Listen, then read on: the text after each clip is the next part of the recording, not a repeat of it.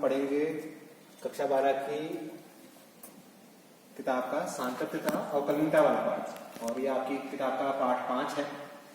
तो इसमें हम पहला टॉपिक देखिए, इसमें लिखा है सांतत्य लिखा हुआ है, अवकलनीयता फिर देखेंगे। सांतत्य देखिए, सांतत्य या फिर इसी को इंग्लिश में कहते हैं कंटिन्यूटी। और कंटिन्यूअस वर्ड आप वैसे भी डेली लाइफ में यूज करते हो, वहीं से समझ जाओगे। कंटिन्यूअस मतलब लगातार।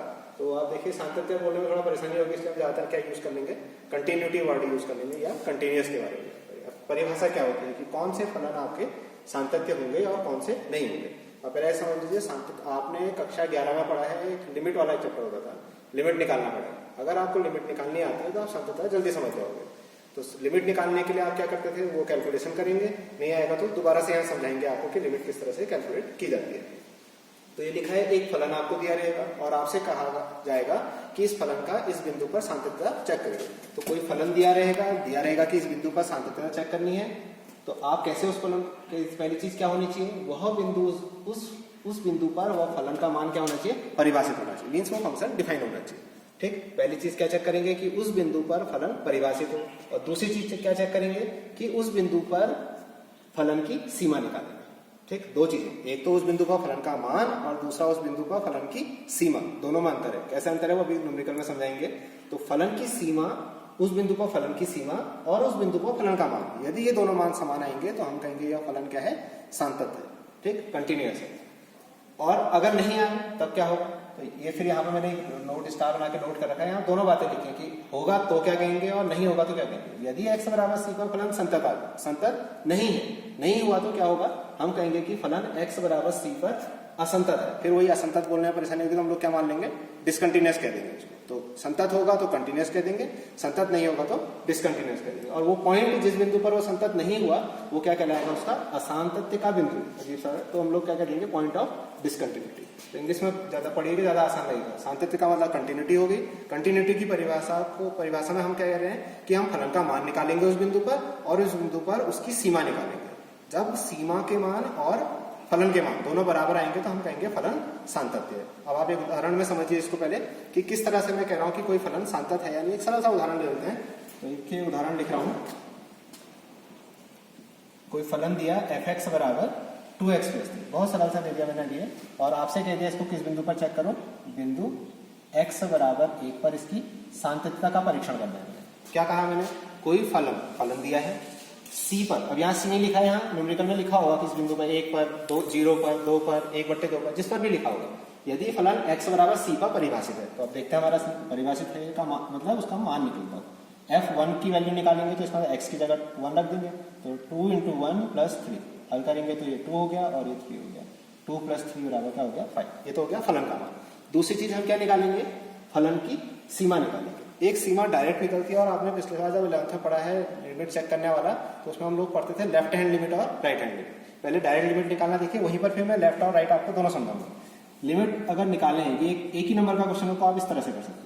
किस पॉइंट पर लिमिट LIM, आप पूरा LIMIT लिखना चाहो लिखो, नहीं तो शॉर्ट में शुरू के 3 लेटर यूज कर लेते हैं LIM करके, बाकी स्मॉल l लिखो चाहे कैपिटल, उससे फर्क नहीं पड़ता। तो हमको कहाँ पहुंचना है, कहाँ लिमिट निकालनी है, 1 पर। लिमिट x टेंड्स टू 1 और फंक्शन का मान है fx लिख देते हैं, चलो करिए।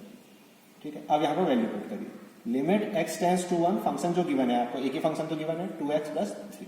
अब इसको इस तरह से समझिए, डायरेक्ट x की वैल्यू 1 रख लीजिए, आप समझ लेंगे। लेकिन लिमिट का मीनिंग एक्चुअल में x की वैल्यू 1 नहीं है। क्या मीनिंग होता है, ये सोचिए एक रियल लाइन है, वास्तविक रेखा है, जिसको कहीं दूर इन्फिनिटी से शुरू होगी और कहीं दूर इन्फिनिटी जाकर खत्म होगी। आगे की ओर को धनात्मक, पीछे की ओर को ऋणात्मक, सेंटर में आपका 0 आता है।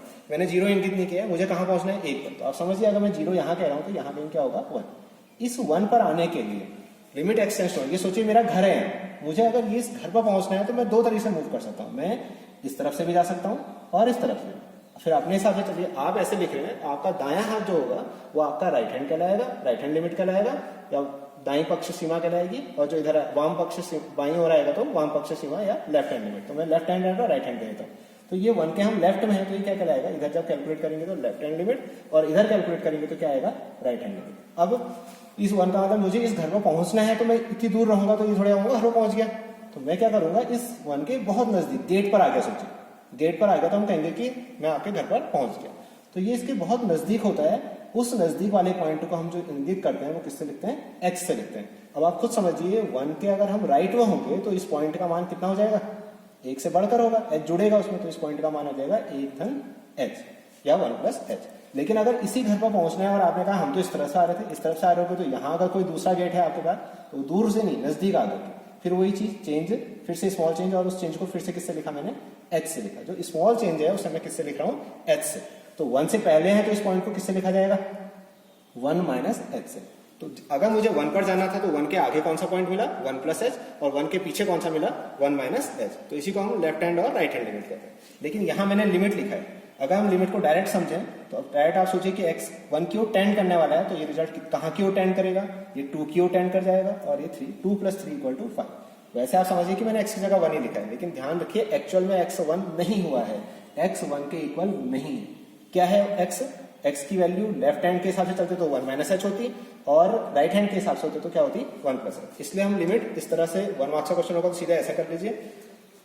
तो ये दोनों वैल्यूज आपके पास जो हम परिभाषा में कही थी कि उस बिंदु पर फलन परिभाषित हो, बिंदु पर फलन का मान और बिंदु पर फलन की सीमा, बिंदु पर फलन का मान और बिंदु पर फलन की सीमा यदि समान होती हैं तो वो फलन क्या कहलाता है, संतत कहलाता है। तो हम क्या कह सकते हैं, अतः जो दिया हुआ फलन है, दिया गया फलन x बराबर किस बिंदु पर चेक कर रहे हैं हम लोग, 1 पर, x बराबर 1 पर संतत है,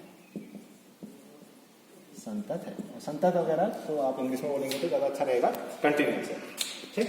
अब मैं यहाँ पर कह रहा था आपसे लेफ्ट हैंड लिमिट और राइट हैंड लिमिट। तो लेफ्ट हैंड लिमिट और राइट हैंड लिमिट को आप ऐसे समझ लीजिए, यहीं पर भी समझा देता हूँ। अगर मैं इसकी लेफ्ट हैंड लिमिट लिखता तो आप हेडिंग जैसे डाल दीजिए, लेफ्ट हैंड लिमिट कर लो।